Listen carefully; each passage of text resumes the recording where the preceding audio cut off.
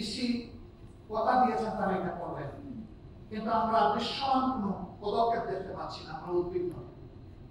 যদি 1,10,00,000 প্রবাসী ভোটারদেরকে বাদ দিয়ে ইগনোর করে বাংলাদেশ আগানোর চেষ্টা করেন, এই বাংলাদেশ সফল হওয়ার কোনো সম্ভাবনা নেই। কারণ তাদের সংখ্যা যাই হোক, তাদের রক্ত পানি হয়ে ফুটা ফুটা যে ঘাম ধরে, সেই ঘাম থেকে তারা যে বৈদেশিক মুদ্রা অর্জন করে, তাদের পাঠানো বৈদেশিক মুদ্রায় বাংলাদেশের অর্থনীতির চাকা চলছে। মুখে বলবো রিমিটেন্স যোদ্ধা, আর সেই যোদ্ধাকে দিব না তার অধিকার, এটি তাদের সাথে এক ধরনের নির্মম উপহাস। আমরা এটা পরিসমাপ্তি দেখতে চাই। আমরা দেখতে চাই তাদের ভোটের অধিকার নিশ্চিত করা হয়েছে এবং যোদ্ধা হিসেবে আরো যা তাদের পাওনা সেটাও তাদের